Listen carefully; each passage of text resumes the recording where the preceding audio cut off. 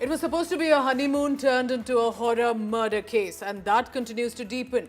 A lot of questions still unanswered with regard to what exactly happened, what led to the death of Raja Raghuvanshi, a young man on his honeymoon. Meghalaya DGP has claimed that Sonam's wedding jewellery was left abandoned at the homestay where they checked out from, and that led to a suspicion among the cops about could she be the suspect in this case. And of course then there were other evidence, digital CCTV movement also that was tracked, and the police realized something more is happening in this case. At this juncture, remember, according to the cops, this wasn't a spur-of-the-moment crime, as was thought earlier, possibly a robbery attempt, but was planned with full execution and assistance from hired killers.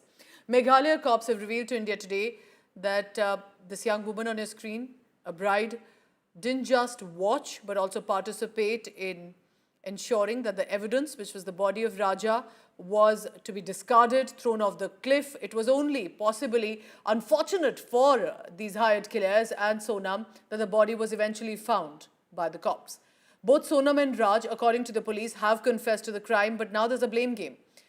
Both are blaming each other for being the real murder mastermind. 5 accused in the case, 8 days of custody. Here's what's happening on the ground. We have details and reactions coming in from senior police officers in Shillong.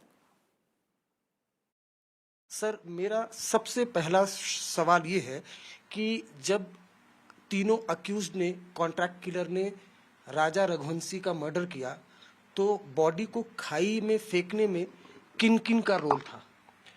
देखिए, वो लोग ने जब हम लोग ने interrogate किया, initial interrogation में वो लोग ने बताया कि वो तीनों, और वो लोग ने राजा का बॉडी को वो लोग ने उठाया, और उसके वो लोग तीनों के साथ सोनम ने भी खुद वो लोग को मदद किया है उसको बॉडी को उठाने में।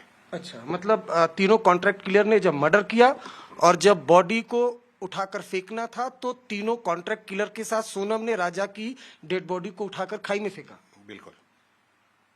दूसरा मेरा सबसे बड़ा सवाल है कि मर्डर के वक्त, जब मर्डर हो गया उसके बाद सोनम क्या कॉन्ट्रैक्ट किलर के साथ कुछ दूर तक आई थी?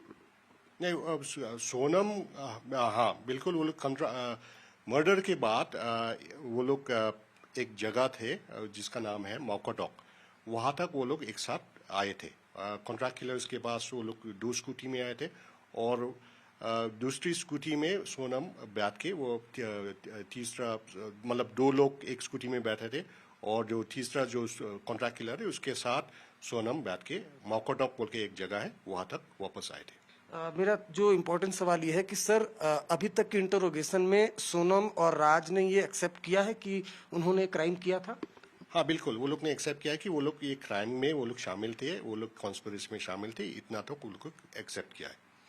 उसके अलावा क्या आपके पास सॉलिड एविडेंस है सोनम के खिलाफ?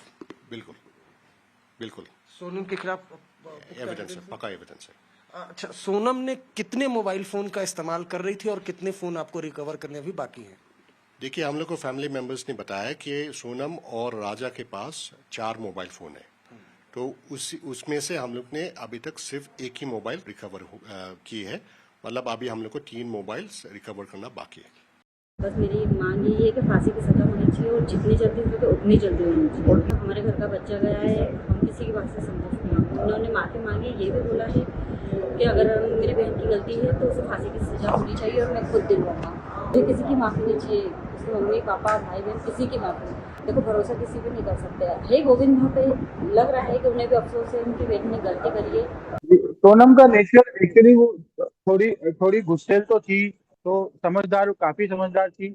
अब ये एक्शन क्यों ले लिया, कैसे ले लिया, उसका राज कुशवाहा जो है वो, और हम, मतलब मैं, दोनों, हमने राखी पे पिछले 3 साल से, वो राखी पे सुबह ही आ जाता था, जो भी मुहूर्त रहता राखी का उस समय आता था, और हम राखी बनवा के ही फ्री होके, और वो फिर उसके बाद में ही उसकी बहनों से राखी बनवाता था।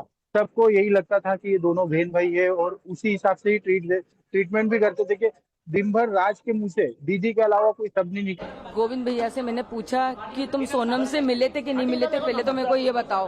तो उन्होंने बोला कि मम्मी मैं सोनम से मिला था 3 मिनट के लिए। तो मैंने बोला कि उसको मारा क्यों नहीं तुमने? तो बोले मारने का मौका ही नहीं दिया, पुलिस और मीडिया इतनी सारी थी वहाँ पर। क्या बात हुई आपकी? माता जी बस यही बोला है बता दीजिए, हम कि चलेंगे। सोनम को फांसी दिलवाई जाए, गोविंद भैया ने ये बोल के गए। और आपसे निपटते भी रोया आंटी काफी देर तक। आप गोविंद को माफ कर रहे हैं, आपको लगता है कि वो आपके राजा साथ के है? लिए दुखी थे वो। जी राजा के लिए दुखी थे, सोनम के लिए दुखी नहीं है वो। गोविंद की